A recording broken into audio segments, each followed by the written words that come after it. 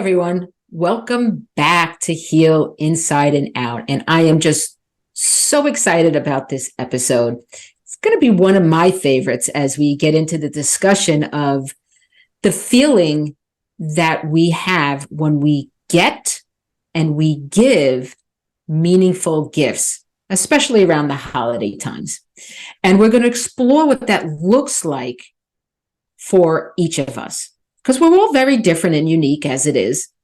And that doesn't always have to be a physical gift that someone hands you. There are many different meanings to the word gift.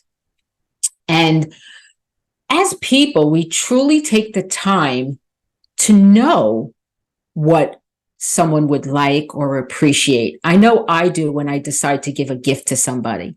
I kind of do a little research. I'm in like Mission Impossible mode. It's just like, ooh, what do they like? And I start to listen in on what they like and what they don't like.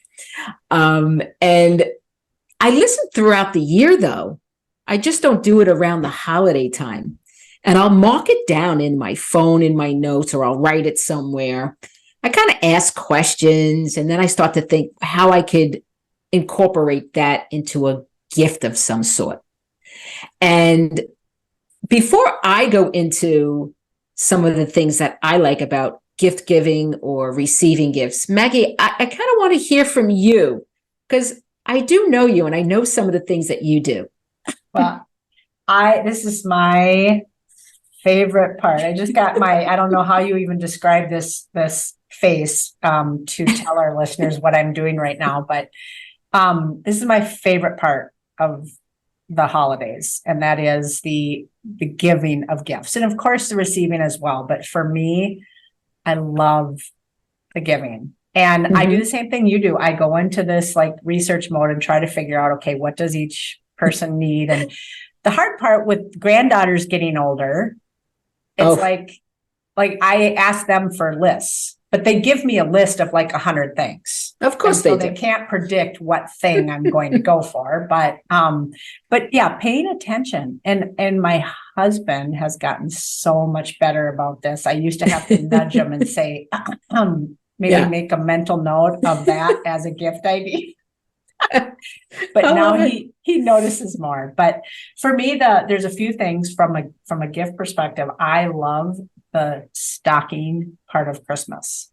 Oh, that is for me, like, I am not one to just go find the stocking stuffer aisle and buy what I can find to stuff.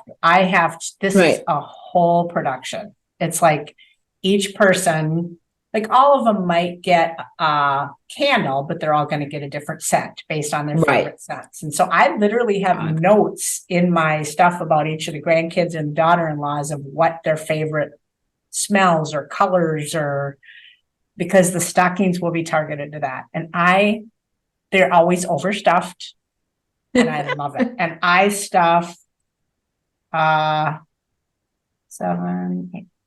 stockings every year. Wow. And it is, it's my favorite part. It's my favorite part. And I still remember when one of my granddaughters, when they were younger, one of the things she says is, well, at Grandma Maggie's, the stockings have things in them.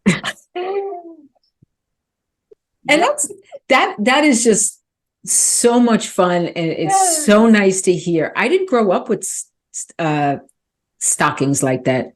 My family did not do that. My mother-in-law did that with the grandchildren, my kids, but I did not grow up with that.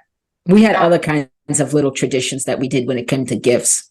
Yeah, the stockings were never a tradition. So I don't remember when I started that when Susie was young, but I don't remember what initiated it. But I love the stocking piece. I also love the wrapping of all the gifts, which I think I touched on in our last episode, that related to more the stress and anxiety of the holidays.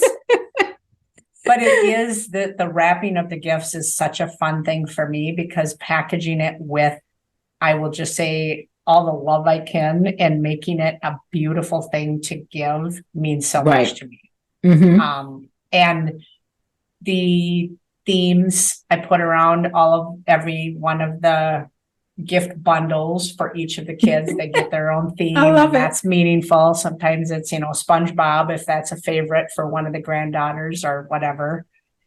And then also the big thing for me is giving and receiving like experiences. Like I love giving and receiving experiences. So you've got stockings, and you've got the wrapping around the gifts, and you've got a themed ornament. I do ornaments. Right. For my daughter, since she was born, every year she's gotten an engraved ornament from things remembered. So her tree is filled with them. So those cool. are like the meaningful things that don't even get into what's in the boxes we're packing, right? So I loved your point about they don't have to be physical gifts, because in some cases the experiences or the words exchanged or the things that we do around opening the stockings and that sort of thing, that's what's super meaningful to me. Right. And Marla, I'm ready to hear about some of your gifts. Well, I think one of the most memorable that come to mind, and we did this a few years ago when my kids were younger, but like my father was still alive, and my father-in-law, my mother-in-law, and having them write letters to my kids, and Jeremy and I writing letters to the kids, and we even had the kids write letters to us, so we would exchange those, which, a few cents for a piece of plain white paper, but that I saved them all. I have them in a box, and they mean more to me than anything, because it's like the thoughts that and maybe what was going on at the time. We didn't have a lot of rules around the letters. It was like, you can write about whatever, like think of something about that person, or write about some fun memories from the year or anything. And so we kind of got a little taste of different ideas and thoughts from. I love that. Wow. I would have never super special. thought about something like that. That's great. Yeah. So that's a meaningful way that you can share with any of your loved ones, especially if they're far away. Like, I think the art of writing a good letter or a card is, we've gotten into the photo cards and the easy cards, right?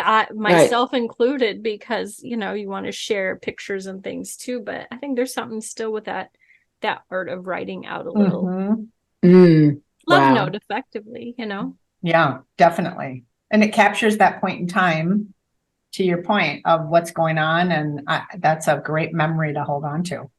Absolutely.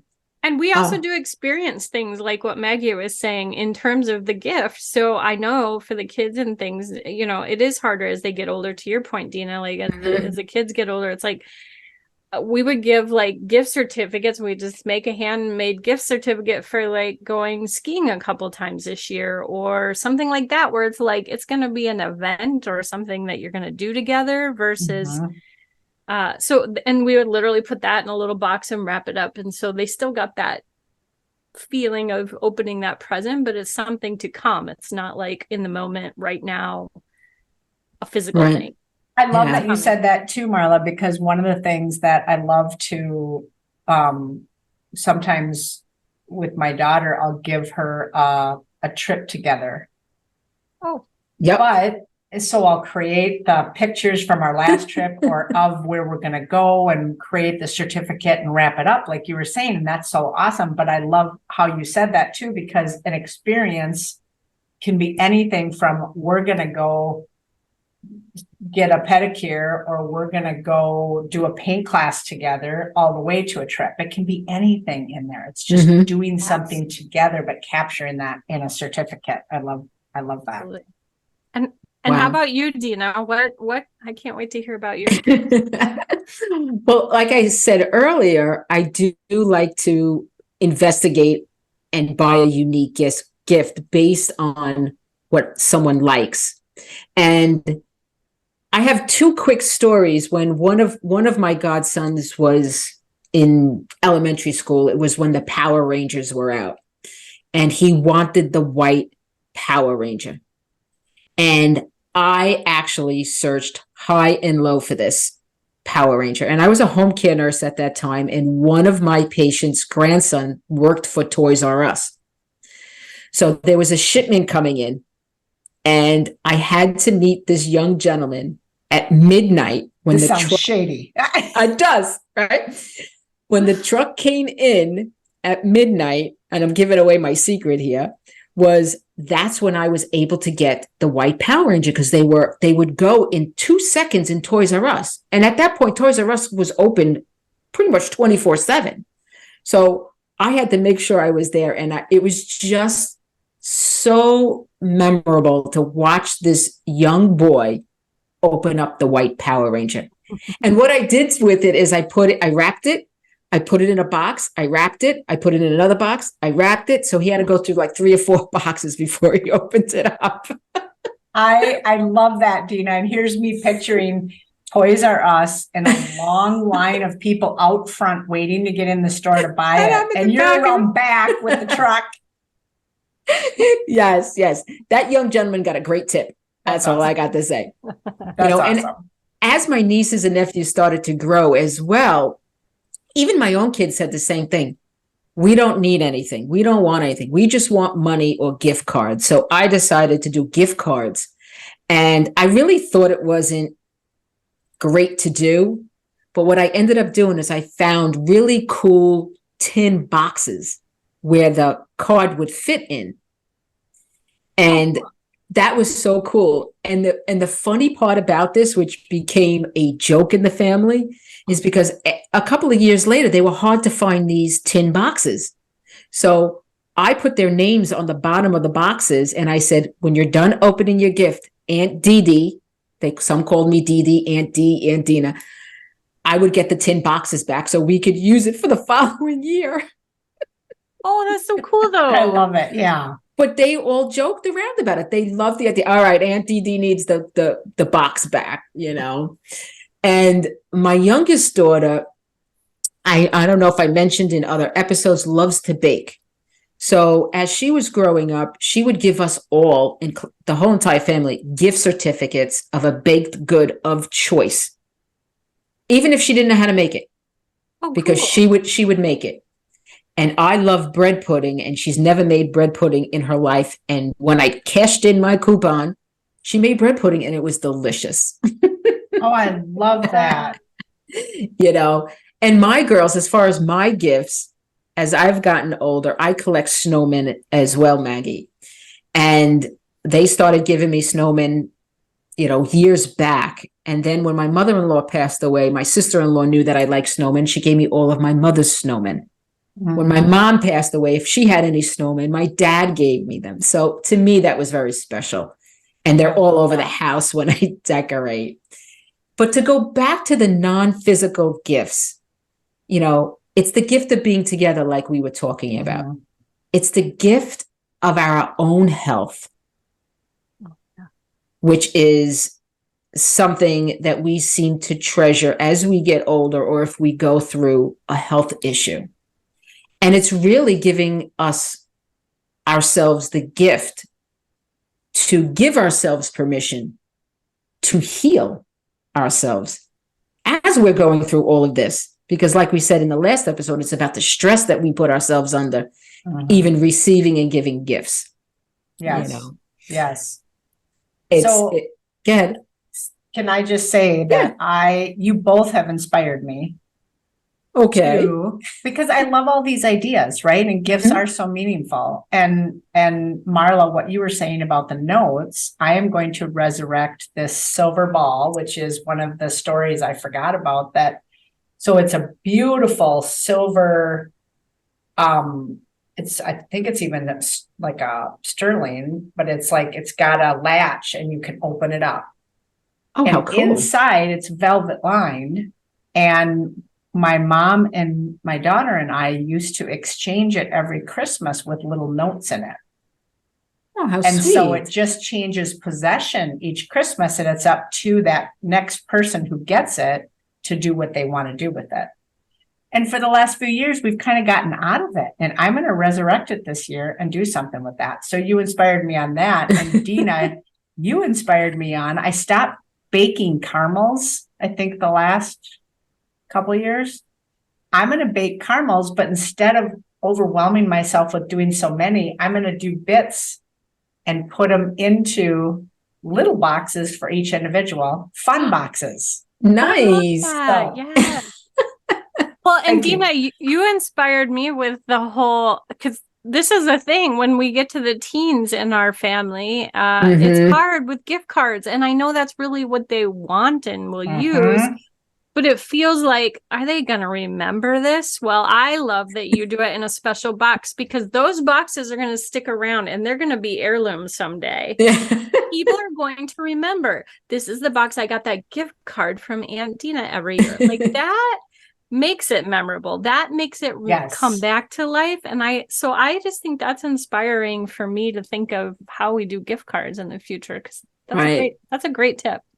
I also want to bring up the point of when our children see what we do.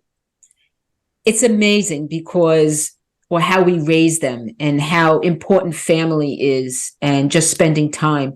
Because as my nieces and nephews got older, we decided, one side of the family decided at the age of 21, no more gift giving. Because they're like, we're just passing money to each other. Who gets the money? Who gets the gift card? Who gets the money? Who gets the gift card? On my side of the family, we kind of waited till they got married. So I have two nephews on my side of the family that are married. So we kind of, and I was just like, wait a minute, I got to give my new nieces gifts. And they were like, nope. These were adult children that said no, which was really pretty cool. And even my own two daughters are like, we don't need our aunts and uncles to keep giving us gifts. We're old enough. We buy what we want to buy. It's that kind of thing. So it's so nice to hear adult children want to just be in the presence of their family during the holidays. So I got to give a shout out to my girls and my nieces and nephews. And the point is still to engage in these special things that we love to do, but we might need to modify them or simplify them based on what you can do and allow the joy in. Because like we said, our healing is ongoing. And when we're faced with certain life situations, whether it's cancer or whether it's, anything else, we have to give ourselves that permission to allow more in. And like we've said before, putting the brakes on and saying no when we have something that's not really sitting well with us and it's not serving us. So that to me, that is very, very important. And it's a gift in and of itself. Right. It's a gift within itself. Absolutely. Couldn't say that any better. But let's not forget to give the gift to ourselves by making our healing a priority. As we know, healing truly is inside and out. Thank you for joining us. We hope you found value in today's episode. And remember to share your real and raw insights with us by going to healinsideandout.com, where you can also find additional information and resources.